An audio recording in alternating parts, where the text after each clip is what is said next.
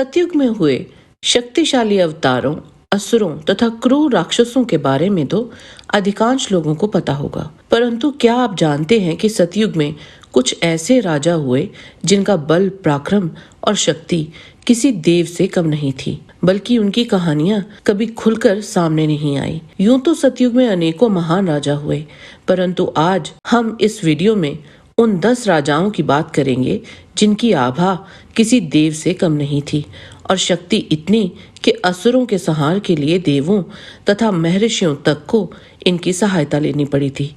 इन सब राजाओं को विस्तार से जानने के लिए इस वीडियो के अंत तक बने रहें और अगर आपको ये वीडियो पसंद आए तो इसे लाइक और चैनल को सब्सक्राइब अवश्य करें। इससे हमें और भी अच्छा कार्य करने की प्रेरणा मिलती है। राजा अम्बरीश, वे सूर्यवंशी वंश के महान धर्मपरायण सम्राट थे जो राजा मानधाता के पुत्र थे। एक बार जब उन्होंने विशाल यज्ञ आरंभ किया तो इंद्र उनके यश से भयभीत होकर यज्ञ की गाय चुरा ले गए। राजा अम्बरीश भगवान विष्णु के परम भक्त थे। उन्होंने एकादशी व्रत का कठोर पालन किया, जिससे देवराज इंद्र भयभीत हो गए और उन्होंने महर्षि दुर्वासा को उनके व्रत में विघ्न डालने भेजा। महर्षि दुर्वासा ने कृत्या राक्षसी को अम्बरीश पर छोड़ दिया। तब वहां अम्बरीश ने सुदर्शन चक्र का आह्वान किया। सुदर्शन ने उस कृत्य को भस्म कर दिया और महर्षि दुर्वासा का पीछा करने लगा। महर्षि दुर्वासा ब्रह्मा, शिव, विष्णु सभी के पास गए, पर सभी ने उन्हें अम्बरीश से क्षमा मांगने को कहा। अंततः अम्बरीश ने उन्हें क्षमा कर दिया और सुदर्शन चक्र शांत हुए।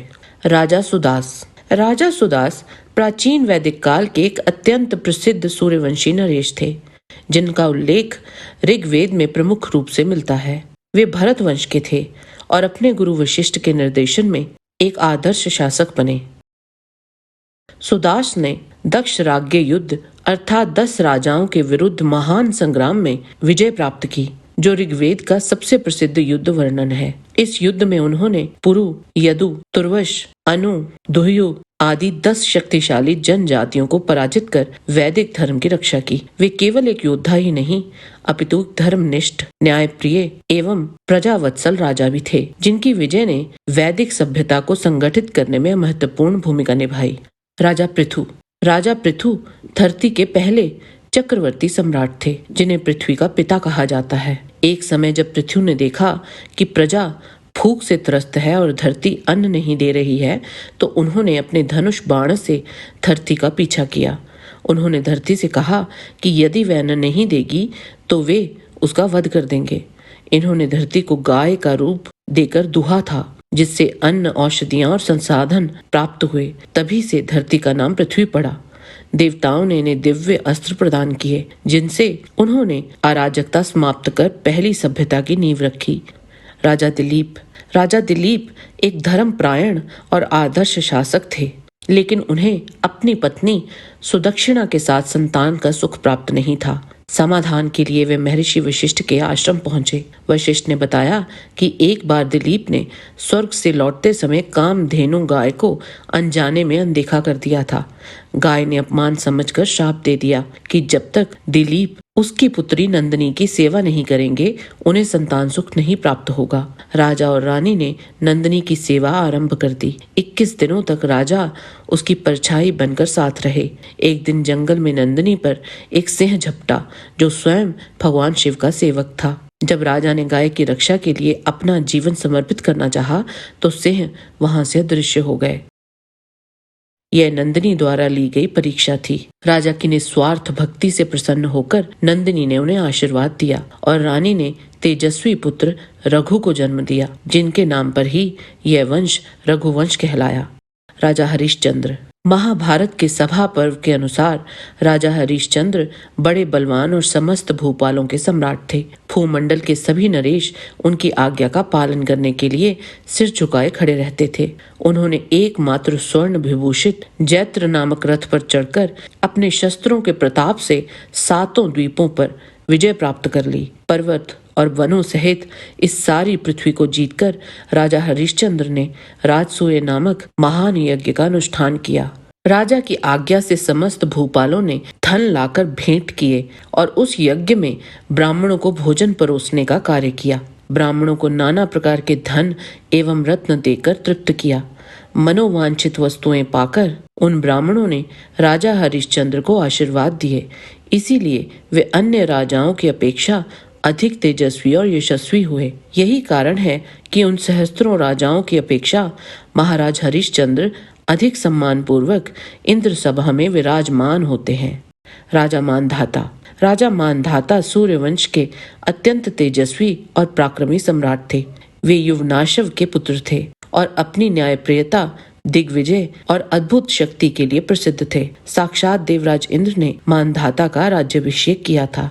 मानधाता ने धर्म के द्वारा तीनों लोकों को जीत लिया। सारे रत्न राजऋषि मानधाता के यहाँ स्वयं उपस्थित हो जाते थे। उन्होंने नाना प्रकार के बहुसंख्यक यज्ञों द्वारा भगवान की समाराधना की और उसी के फल से स्वर्गलोक में इंद्र का आधा सिंहासन प्राप्त कर लिया। उन धर्मपरायण नरेश ने एक ही दिन में समुद्र, खान और नगरों सहित सारी पृथ्वी पर विजय प्राप्त कर ली। राजा अंशुमान सगर राजा के पौत्र और भगीरथ के पिता थे। जब सगर के 60,000 पुत्र कपिल मुनि के श्राप से भस्म हो गए तो अंशुमान ने उनकी मुक्ति के लिए गंगा को पृथ्वी पर लाने का संकल्प लिया। उन्होंने गंधमादन पर्वत पर 32,000 वर्षों तक कठोर तपस्या की और ब्रह्मा जी को प्रसन्न किया, परंतु गंगा के वेग को संभालने की शक्ति न होने के कारण यह कार्य अधूरा रहा। उनके पुत्र दिलीप और पौत्र भगीरथ ने इस कार्य को आगे बढ़ाया। अंशुमान का जीवन पितृ ऋण चुकाने और धर्म के लिए समर्पण का अनुपम उदाहरण है। भगीरथ महाभारत के वन पर्व के अनुसार महान धनुर्धर महारथी राजा भगीरथ चक्रवर्ती नरेश थे। उन महाबाहु ने जब सुना कि महात्मा कपिल द्वारा हमारे 60,000 पितरों की भयंकर मृत्यु हुई है और वे स्वर्ग प्राप्ति से वंचित रह गए हैं, तब उन्होंने हिमालय के शिखर पर तपस्या करने के लिए प्रस्थान किया। वहां तपस्या से उन्होंने माँ गंगा को प्रसन्न किया। गंगा जी ने कहा कि वह तो सहर्ष पृथ्वी पर अवतरित हो जाएंगी, परंतु आकाश से पृथ्वी पर गिरते समय उनके वेग को रोकना बहुत कठिन है। महेश्वर नीलकंठ को छोड़कर तीनों लोकों में कोई भी उनका वेग धारण नहीं कर सकता। अंततः भगीरथ ने पुनः तपस्या प्रारंभ की। शिवजी ने प्रसन्न होकर गंगा जी के वेग को थामने की स्वीकृति दी। गंगा भूतल पर अवतरित होने से पूर्व हिमालय में शिवजी की जटाओं पर उतरी। वहां वेग शांत होने पर वह पृथ्वी पर अवतरित हुई तथा भगीरथ का अनुसरण करते हुए सूखे समुद्र तक पहुंची, जिसका जल अगस्त्य मुनि ने पी लिया था। उस समुद्र को भरकर देवी गंगा ने पाताल स्थित सगर के 60,000 पुत्रों का उद्धार किया। राजा भगीरथ ने 100 अश्वमेघ यज्ञों का अनुष्ठान किया था। भगीरथ की सहायता से देवराज इंद्र ने अनेक सहस्त्र असुरों को पराजित किया था। वैवस्त्य मनु, वे भगवान सूर्य और संज्ञा देवी के पुत्र थे। इन्हें मानव जाति का आदि पुरुष माना जाता है, क्योंकि इनसे ही मनुष्य वंश की उत्पत्ति मानी गई है। वैवस्त मनु का जीवन सृष्टि की पुनर्रचना और धर्म के प्रचार का आदर्श उदाहरण है। उन्होंने महाप्रलय के दौरान एक विशाल नाव में सप्तऋषियों, वनस्पतियों, जीवों तथा बीजों के साथ सुरक्षित रखा, जिससे पृथ्वी पर जीवन का पुनः आरंभ हुआ। राजा इक्ष्वाकु, वे वैवस्त मनु के ज्येष्ठ पुत्र और सूर्यवंश के प्रथम शासक थे, जिन्होंने प्रलय के पश्चात अयोध्या में धर्म, मर्यादा और दान पर आधारित राज्य की स्थापना की। उन्हें संपूर्ण सूर्यवंशी क्षत्रियों का मूल माना जाता है। उन्होंने ऋषियों को आश्रय दिया, यज्ञों का आयोजन किया और वैदिक धर्म की प्रतिष्ठा की। इक्ष्वाकु ने इक्षु अर्थात गन्ने की खेती को प्रोत्साहित करके राज्य की आर्थिक समृद्धि बढ़ाई। इसी कारण उनका नाम इक्ष्वाकु प्रसिद्ध हुआ। इक्ष्वाकु ने 100 अश्वमेघ यज्ञ संपन्न करके अपने राज्य की धार्मिक एवं राजनैतिक शक्ति को स्थापित किया। इक्ष्वाकु की वंश परंपरा में आगे चलकर रघु, अज, दशरथ और भगवान श्री राम जैसे महापुरुषों का जन्म हुआ, जिन्होंने भारतीय संस्कृति को गौरवान्वित किया। आज के वीडियो में बस इतना ही। आशा करते हैं कि आपको हमारा ये वीडियो पसंद आया होगा। कृपया इसे लाइक और शेयर अवश्य करें।